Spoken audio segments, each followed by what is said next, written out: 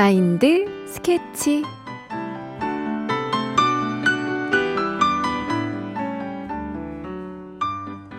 무관심 속에 시들어버린 화초 하나. 살릴 방법이 없을까 고민하다가 햇살 좋은 날 창가에 옮겨두었습니다. 신기하게도 조금씩 살아나더라고요. 햇빛 하나가 죽어가는 화초를 살리듯이 따뜻한 말 한마디가 절망에서 죽어가는 누군가를 살릴 수 있어요. 따뜻한 마음의 시작은 따뜻한 말 한마디에서 시작합니다. 바람이 쌀쌀해지는 요즘 따뜻한 차 한 잔처럼 마음을 따뜻하게 해주는 마인드 스케치 시작합니다. 안녕하세요. 마인드 스케치 이승희입니다.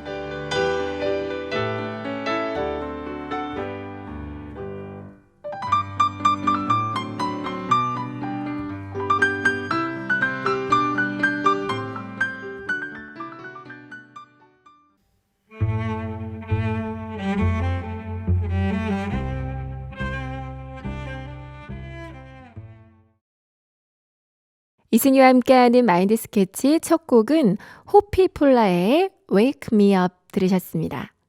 친구 같은 마인드 스케치와 오늘도 행복한 시간 만들어 가시고요. 1부 마인드 테라피입니다. 여러분이 보내주신 사연으로 우리들의 소소한 일상과 고민을 나누는 시간, 또 마인드 강연을 들으면서 함께 소통하겠습니다. 인천의 마인드팀 마랩 손은진 강사님, 그리고 게스트 표유라 씨 나오셨습니다. 안녕하세요. 네, 안녕하세요. 네, 어서 오세요. 네.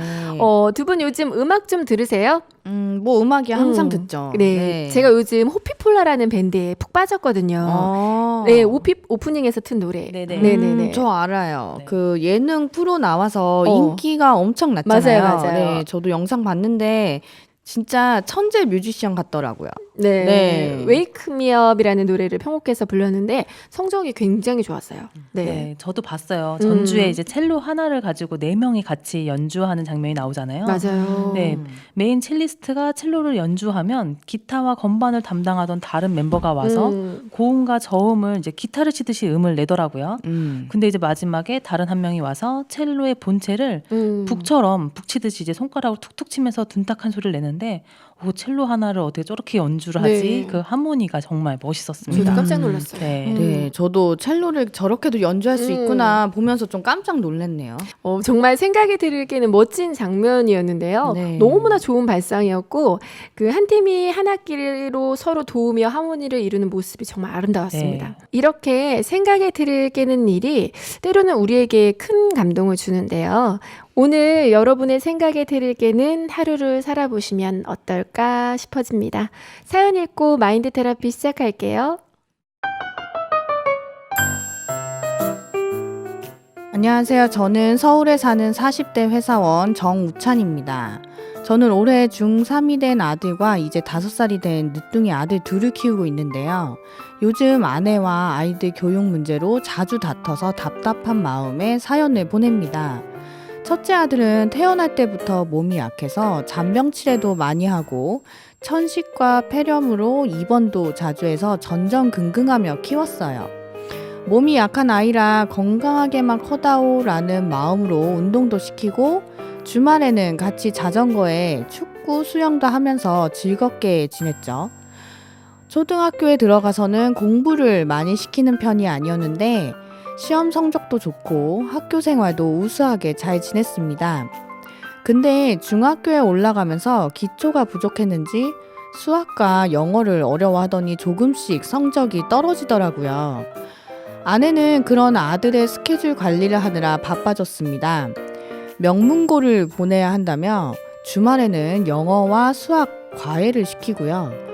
평일에는 강남 유명 학원 강사의 수업을 어렵사리 등록해서 40분 거리 학원까지 아이를 날마다 픽업해주고 있습니다. 초등학교 때부터 해오던 학습지도 과목을 추가해서 매일 하고 있고요. 거기다 이제 5살이 된 둘째 아들도 나중에 형처럼 고생하지 말고 일찍 시작하자면서 3살 때부턴가 유명 학습지와 교구를 몇백만 원짜리로 덜컥 주문하지 않나. 어린이집을 다녀와서 놀고 싶어하는 아이에게 학습지를 시키느라 진을 뺍니다. 아직 어린데 놀게 좀 두라고 하면 영어 유치원에 다니면 유창하게 영어로 이야기하는 아이, 한글 다 떼고 연산을 하고 있는 또래 아이들과 비교하며 우리 아이는 늦다고 조바심을 내고 있어요.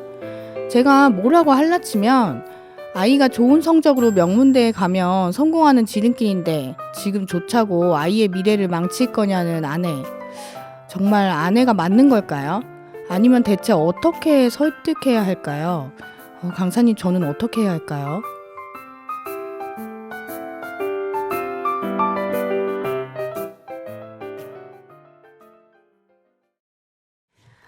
아이들 교육 이야기라서 저도 귀가 쫑긋한데요. 네. 남편분이 사연을 보내주셨는데 사실 엄마들 사이에서는 아이들 선행학습 이야기가 정말 많이 오가잖아요. 그쵸. 네, 어느 집 누구는 뭘 한다더라, 뭘 잘한다더라 하면 막 조바심 나고 뭐 그런 분위기를 남편분은 잘 모르실 수도 있는 것 같은데 근데 이렇게 부부간의 의견 차가 나면 아이들이 힘들어지잖아요. 네, 그죠? 서로 자신의 의견이 맞다고 주장하다 보면 좀 큰 싸움이 일어나게 마련이잖아요. 네, 무엇보다 이제 아이의 행복이 가장 중요한데도 네, 그런 것 같아요. 맞습니다. 네, 두 부부가 행복을 생각하는 기준이 다른 것 같아요. 아내를 설득하고 싶으셔서 사연을 보내셨는데 강사님, 이 문제를 어떻게 풀어가야 할까요? 네. 여러분 혹시 얼마 전에 큰 인기를 끌었던 드라마가 있었습니다. 스카이캐슬이라는 드라마 아시나요? 너무 네. 잘 알죠. 그렇죠. 네, 재방송 엄청 많이 했어요. 그렇죠. 네. 되게 재미있게 봤던 기억이 있어요. 네. 아이들을 명문대에 보내기 위해서 애쓰는 다양한 가족들의 모습을 볼 수 있었던 드라마였죠. 중학교나 초등학교, 심지어 초등학교 입학 전부터 이른바 명문대를 향한 치열한 레이스를 벌여야 하는 스카이캐슬 속 입시지옥이 현실의 모습과 크게 다르지 않았기 때문에 많은 공감을 얻으면서 큰 인기를 누리지 않았나 싶습니다. 예, 그래서 오늘 함께 이야기 나눠볼 주제는 성공을 위한 진정한 스카이캐슬입니다. 네, 그 스카이캐슬에서 스카이가 우리나라 명문대 세 곳을 말하는 거란 소리도 있던데요. 저도 들어봤어요. 네. 그럼 강사님 얘기하시는 스카이는 다른 스카이죠? 네, 결론부터 말하자면 그 스카이, 우리가 아는 우리나라 명문대 세 개의 약자가 아닌 단어 그대로의 스카이입니다. 네, 직역을 하면 하늘성, 네, 뭐 그렇게 되겠죠. 네, 저는 오늘 신이 주신 능력, 아이들의 잠재력을 키우는 방법에 대해서 이야기를 드리고 싶어요. 정말 귀가 잘 번쩍 들어야겠네요. 뜨이네요. 네. 네, 아이들은 저마다의 잠재력을 가지고 태어납니다. 아이들 사교육에 많은 노력을 쏟고 있는 부모님을 보면 대부분이 우리 아이는 공부를 싫어해요. 학습에 관심이 없어요. 라고 이야기를 하시는데요. 하지만 우리 아이들은 타고난 잠재력을 바탕으로 또 왕성한 호기심을 가진 본능이 더해져서 기본적으로 학습을 즐깁니다. 하지만 부모님들이 우리 아이는 공부를 싫어해요, 관심 없어요 라고 생각하는 이유는 부모님이 생각하는 학습의 기준과 아이들이 배우고 싶어하는 학습이 다르기 때문이죠. 네, 그 보통은 영어, 수학, 과학 뭐 이런 공부를 생각하니까요. 우리가 네. 생각하는 건 그런 거죠? 네. 네, 맞습니다. 하지만 우리 아이들 이제 갓 말을 하기 시작할 무렵 어땠나요? 집안에 있는 모든 책을 꺼내와서 읽어달라고 쪼르고요. 그렇죠. 네, 모든 것에 왕성한 호기심을 가지고 질문하고 또 하고 배우고 따라하고 그래서 오히려 피곤할 때가 있었죠. 그렇죠. 네, 그랬던 아이가 학교에 들어가는 순간 즐거움이 아닌 인내로 과목을 배우고 창의력 대신 성적이라는 평가 기준을 충족시키면서 획일적인 어른으로 성장해 갑니다. 19세기에 대중교육이 도입된 이래 지속되어 온 입시 위주의 교육, 학교의 전형적인 운영 방식 때문이죠. 네. 어떤 학자들은 시험 공장으로 전락한 학교가 아이들의 창의력을 죽이고 있다라고도 말을 합니다. 네. 거의 모든 학교에서 학업 성취도 평가라는 명목하에 선택형 객관식 문제를 내는 표준화된 시험을 교육 방식으로 선택하고 있죠. 그렇게 초등학교 때부터 수도 없이 치러지는 시험은 학생은 물론 부모에게까지도 엄청난 중압감으로 다가오는데요. 이러한 분위기 속에 학생들은 좋은 대학에 진학하려면 반드시 좋은 성적을 내야 되고 단 한 번의 실수가 내 인생을 망친다는 압박감에 시달리고 있습니다. 실제로 시험을 망친 청소년들이 이렇게 성적 비관 자살했다는 기사를 종종 보면 저게 너무 속상하죠. 남리 같지 않죠, 사실. 네, 그렇습니다. 한 설문조사 결과에 따르면 많은 학생들이 심각한 스트레스를 느끼고 있다고 해요. 다양한 스펙과 논술, 외국어 능력까지 요구하는 요즘 실제로 학교에 나가 학생들을 만나보면요. 성적이 좋은 학생이건 또 안 좋은 학생이건 성적에 대한 압박감과 스트레스는 모두가 가지고 있더라고요. 특히 나 요즘은 수능보다 수시 비율이 커지고 입시 유형도 굉장히 다양하잖아요. 네. 내신 챙기느라도 굉장히 힘들 것 같아요. 네. 이렇게 우리는 아이들의 잠재력과 학습 관심도는 모두 무시한 채 입시 제도에 맞춘 교육법으로 아이들의 뇌가 가장 많이 발달하는 영유아기 때부터 20살까지 약 15년에서 20년을 가르치고 있어요. 특히 요즘은 빠를수록 좋다, 남들보다 뒤처져선 안 된다라는 생각 때문에 조기교육 또 선행학습에 대한 열정으로 사교육비 지출 또한 꾸준히 증가되고 있죠. 네. 지난해 3월 육아정책연구소가 영유아 양육 가구 1,119가구를 조사한 자료에 따르면 국공립 유치원 교육비는 평균 52,000원, 사립유치원은 27만 3천원, 영어학원 및 놀이학원 등은 평균 73만 5천 원이었다고 합니다. 엄청나네요. 네. 정말. 한 달에 말하는 거죠? 네, 한 달. 와. 네. 어릴 때부터 우리 아이는 특별하게 또 언어 습득 시기가 빠른 영유아기 때부터 영어를 가르치려는 부모의 마음을 대변하듯이 고액이지만 영어 유치원 또 영어 학원을 다니는 유아들을 종종 볼 수 있죠. 네. 맞아요. 우리 아이들 피곤하겠어요. 네. 네. 네, 근데 사실 뭐 유치원은 시작에 불과합니다. 네. 네, 요즘 명문대 진학을 위한 관문이라는 자율형 사립고등학교, 네. 일명 자사고죠. 그쵸. 네, 특수목적 고등학교에 등의 진학을 위해서도 고액의 사교육비가 쓰이고 있는데요. 교육부 통계청이 발표한 2017년 초중고 사교육비 조사를 보면요. 전국 단위 자사고 희망자의 40.5%가 사교육비로 월 평균 100만 원 이상을 지출했다고 하는데요. 사교육비만. 네, 사교육비만. 네네. 네. 평균 중학교 1인당 월 평균 사교육비 29만 1,000원에 비하면 거의 3배 수준에 달한다고 해요. 네. 네. 아이를 많이 낳지 않는 이유 중에 하나일 것 네, 같습니다. 그럼 맞아요. 네. 네, 이렇게 많은 분들이 우찬 씨 아내분처럼 명문대 입학이 인생 성공의 지름길이라는 생각을 가지고 있고요. 가계 능력이 된다면 최대한 투자를 하는 부분이 바로 이 자녀 교육 부분입니다. 이렇게 가계 지출의 가장 큰 비중을 차지하고 아이들의 하루 시간 중 가장 많은 시간을 투자하고 있는 자녀들의 사교육과 조기 교육이 얼마나 효과가 있을까요? 그래도 좀 시키는 만큼 돈 쓰는 만큼 좀 효과를 보지 않을까요? 아예 접하지 않는 것보다는 나을 것 같아요. 그리고 좀 네. 불안하죠. 우리 아이만 안 하면. 그쵸. 네, 그런데 선진국 같은 경우에는요, 영유아기 조기 교육을 법적으로 제한하고 있다고 합니다. 좋은 법이네요. 네. 네, 그 이유를 우리의 뇌 성장에서 찾아볼 수 있어요. 우리의 뇌는 크게 세 부분으로 이루어져 있습니다. 뇌의 전두엽, 축두엽, 후두엽인데요. 각자 역할도 다르고 발달 속도도 달라요. 1층 뇌는 이제 뇌의 가장 밑바닥에 있는 후뇌입니다. 호흡, 심장 박동, 혈압 조절과 같은 생명 유지에 필요한 기능을 담당하고 있어요. 그래서 이를 생명의 뇌라고 부르기도 하는데요. 두 번째 부위는 후뇌의 바로 위에 있는 중뇌입니다. 중뇌는 위아래로 모든 정보를 전달해주며 감정을 조절하는 변형계로 이루어져 있어요. 그래서 감정의 뇌라고 부르고요.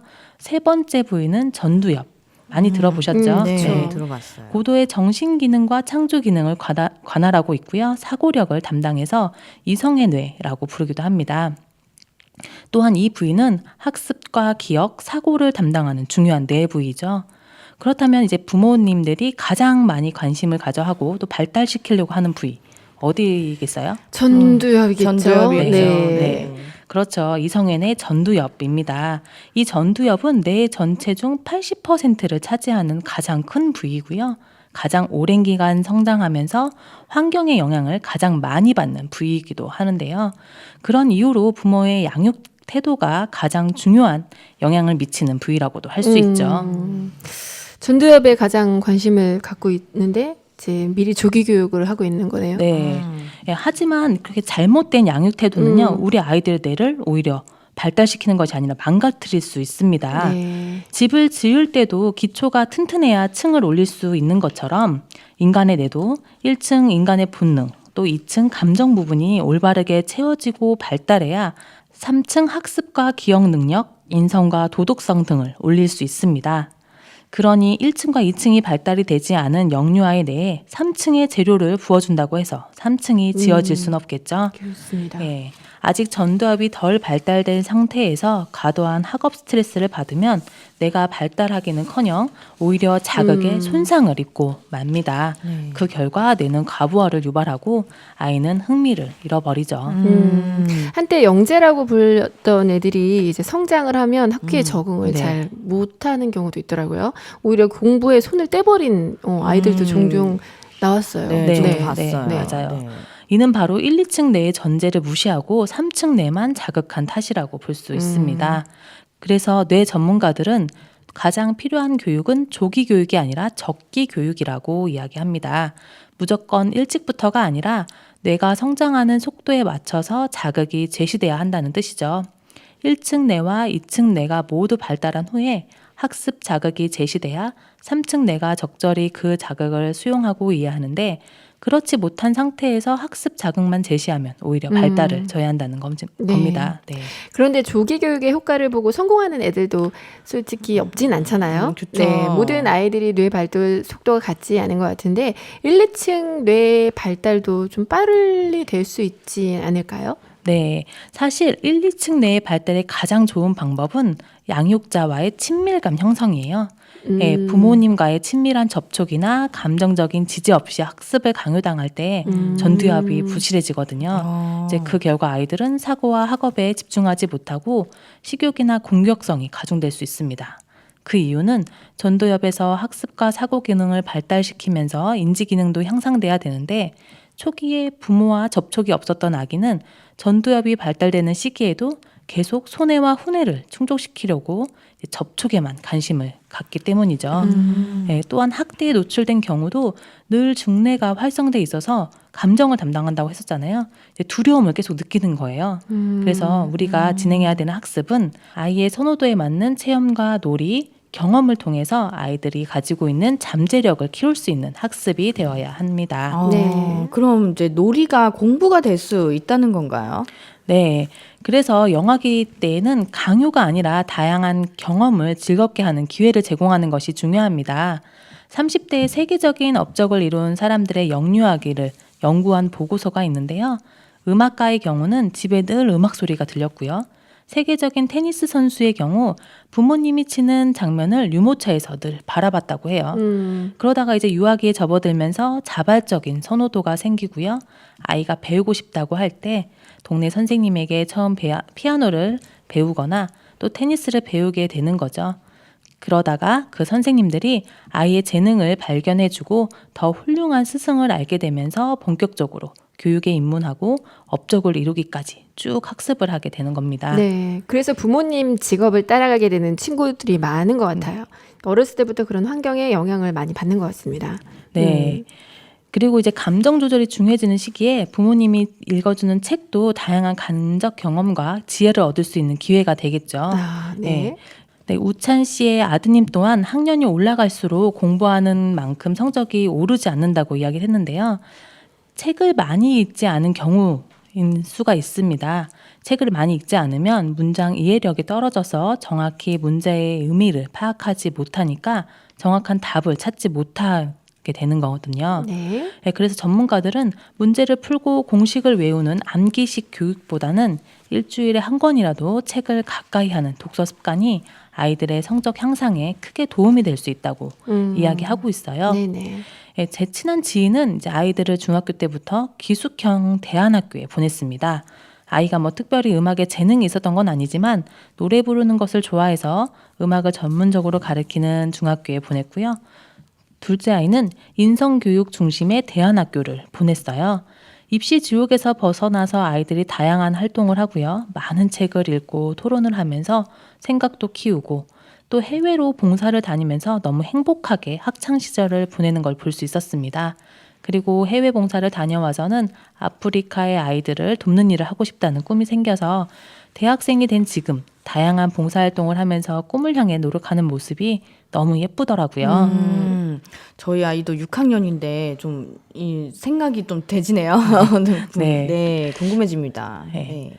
네, 모든 부모님들은 아이들의 행복한 삶을 위해 노력을 하죠. 네, 맞습니다. 우리 아이들이 남보다 뒤처지지 않기 위해서 또 남보다 좀 더 앞서가게 키운다는 욕심만 버린다면 우리 아이들이 타고난 잠재력을 바탕으로 스스로 생각하는 힘을 길러 좋은 성적이 주는 행복보다 더 큰 행복을 얻을 수 있으리라 생각이 듭니다. 오늘 아이 교육 문제로 어려움을 겪고 있는 많은 분들에게 오늘 이 시간 도움이 되었으면 좋겠습니다. 제 강연은 여기까지입니다. 네, 감사합니다. 네, 감사합니다. 네, 무엇보다 아이가 행복한 게 가장 우선인 것 같습니다. 맞아요. 그죠? 강사님이 분명히 아이들은 타고난 재능이 있다고 하셨어요. 네. 가장 중요한 거는 우선 우찬 씨 부부가 먼저 대화를 좀 하셔야 될 것 같습니다. 네, 오늘 강연 다시 한번 들으시고 또 아내분과 함께 들어보세요. 네, 그래서 아이에 대한 정확한 선, 교육에 대한 정확한 선이 있어야 주변에 막 이거 했다 저거 했다 뭐 들리는 소리에 반응을 안 하실 수가 있을 것 같습니다. 네네. 그러기 위해서는 두 분의 대화하는 시간을 많이 늘려보시면 좋겠습니다. 그리고 우리 아이가 무엇을 좋아하는지를 유심히 바로 안 나올 수 있잖아요. 오래 걸릴 수도 있잖아요. 맞아요. 유심히 관찰하는 시간도 필요할 것 같습니다. 유라 씨는 오늘 강연 어떻게 들으셨나요? 네, 뭐 다 인상이 깊었는데요. 뭐든지 기본에 좀 충실해야 한다는 걸 좀 느꼈거든요. 왜냐면 그 생명에 내 감정에 내 이제 전두현 말씀하셨잖아요. 네네. 그게 먼저 발달이 돼야 이제 공부하는 머리도 이제 발달한다고 말씀해 주셨는데 오늘부터라도 우리 애들 많이 안아주고 네네. 행복하게 해줘야겠다는 좀 생각이 들었습니다. 네, 저도 책 읽기가 굉장히 힘들더라고요. 책 읽어주기가 늘 아이가 갖고 오는데 내일 읽자. 네, 그런데 좀 반성을 했습니다. 네, 오늘 많은 부모님들께 힘이 나는 강연이 됐을 것 같습니다. 오늘 너무나 감사하고요. 벌써 마칠 시간이 됐네요. 두 분 나와주셔서 감사합니다. 네, 감사합니다. 저는 노래 듣고 입으로 찾아올게요. 윤종신이 부릅니다. 지친 하루. 거기까지라고 누군가 툭 한마디 던지면 이승희의 마인드 스케치 2부 꿈을 꾸는 사람들. 성공하려면 내면으로부터 다시 변화하라. 작가 스티븐 코비가 한 말입니다. 그는 성공의 조건을 내면에서, 즉 마인드에서 찾고 있는데요. 성공한 사람들이 가진 그들만의 특별한 마인드를 소개하는 꿈을 꾸는 사람들. 오늘의 주인공은 누구일까요?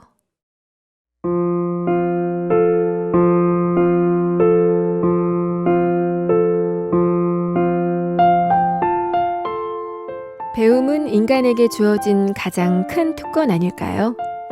세상의 변화에 적응하고 새로운 것을 배우고 익히는 과정은 인간을 끊임없이 발전하게 만듭니다. 또한 죽을 때까지 새로운 것을 배워야 하는 인간의 숙명은 자신의 내면에 잠재워 있던 힘을 일깨워 새로운 직업을 갖게 하기도 합니다. 오늘의 주인공, 죽을 때까지 나의 꿈은 끝난 게 아니라고 말하는 화가 그랜마 모제스 할머니입니다. 뉴욕주의 한 시골 마을에서 태어난 그랜마 모제스. 본명은 안나 메리 로버트슨입니다. 10명의 형제들과 함께 가난하고 힘든 유년 시절을 보낸 그녀는 그림을 그리기 좋아해서 딸기집이나 포도즙으로 색을 칠하곤 했습니다. 1887년 17살의 토머스 모제스라는 농부와 결혼했고 버지니아주 셰넌도어 계곡에서 농사를 짓다가 1905년에는 그녀의 고향과 가까운 뉴욕주 이글 브리지의 한 농장으로 이사했습니다. 10명의 자녀를 낳았지만 너무나 가난한 삶에 5명의 아이를 병으로 떠나보내고 힘든 나날을 보냈죠. 그러다 67세에는 갑작스럽게 남편을 잃게 되고 가족의 생계를 책임져야 하는 그녀는 자수를 놓았는데요. 72세에는 관절염으로 바늘을 움직이지 못해 그마저도 어려워졌습니다. 그러다 그림을 좋아하는 모제스를 기억하던 그녀의 동생이 붓 몇 자루를 선물한 것이 그녀의 그림 인생의 시작입니다. 그림의 주제는 그녀가 어릴 적 살았던 전원 풍경이나 시골 풍경, 자신의 일상이었습니다. 그녀는 시간이 날 때면 창밖을 내다보며 나무 그늘의 빛깔을 관찰했습니다. 다음 작품의 영감을 얻기 위해 눈을 감고 한참을 생각하기도 하고 그리고 싶은 풍경, 지나간 추억들이 스쳐 지나가며 그녀의 그림판에 술을 놓았습니다. 그래서인지 그녀의 그림은 매우 서정적이고 따뜻합니다. 특별한 기교 없이 단순하지만 마치 그녀가 바라는 염원과 가장 행복했던 추억들을 담아놓은 것 같아 온정이 느껴집니다. 그런 그녀의 그림에 점점 주변 사람들도 관심을 갖기 시작했고 그녀의 첫 그림들은 한 잡화점에 팔렸습니다. 마을 사람들은 그녀의 작품을 직접 구매해 집에 걸어놓기도 하고 동네 약국 주인의 권유로 약국에서 전시회를 열었습니다. 비록 조촐한 첫 전시회였지만 그녀에게는 꿈을 향한 첫 걸음이었습니다. 그런데 우연히 수집가 루이스 칼더가 그 지역을 지나다가 구멍가게에 있던 그녀의 그림을 발견하게 됩니다. 수집가는 그녀의 그림을 사갔고 이듬해 미술기획가 오토 칼리어가 그녀의 그림을 뉴욕의 전시관에 내놓으면서 그레마 모제스가 알려지기 시작했습니다.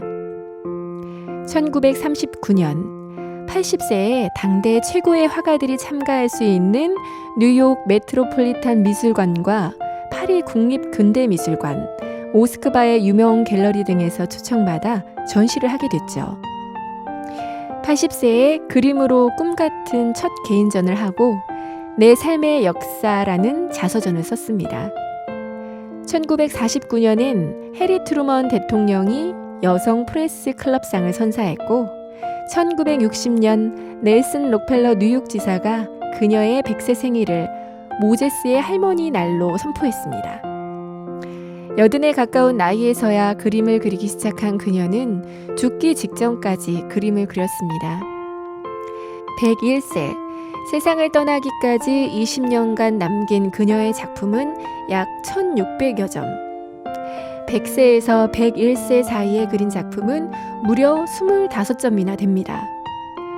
그림에 대한 그녀의 열정이 얼마나 대단했는지 알겠죠? 한 번도 제대로 된 그림 교육을 받아본 적이 없는 그레마 모제스. 환경을 탓하기보다는 자신의 안에 숨겨져 있는 재능을 죽는 날까지 발견하는 것을 포기하지 않았죠. 그녀는 말합니다. 인생은 우리가 만든 것이다. 항상 그래왔고 앞으로도 그럴 것이다. 무엇인가를 배우는데 나이는 상관없습니다. 배움을 통해 앞으로의 인생을 지금까지 살아온 인생보다 재미있고 즐겁게 살아갈 수 있습니다.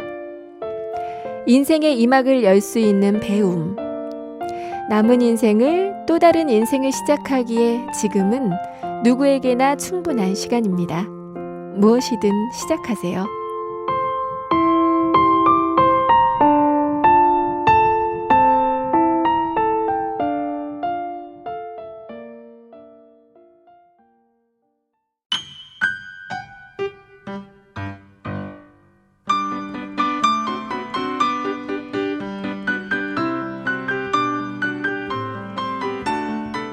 풍랑을 만나 망망대해에 표류한 한 사람이 있었습니다. 바다 위 뗏목에서 며칠을 보내다 배고픔과 갈증에 지쳐 잠이 들었습니다. 깊은 밤이 지나고 그 뗏목이 아마존 강에 들어왔습니다. 하지만 그는 먹을 물이 없다며 큰 갈증에 죽어가고 있었죠. 죽음 직전 구출되고 나서야 그는 그곳이 강이었다는 사실을 알고 주변이 온통 먹을 수 있는 물이었다는 걸 깨닫자 허무함이 몰려왔습니다. 과거의 나에 머물러 있을 땐 내 삶에 존재하는 엄청난 행복도 내 안에 있는 무한한 잠재력도 보지 못하고 절망하며 살아가게 됩니다.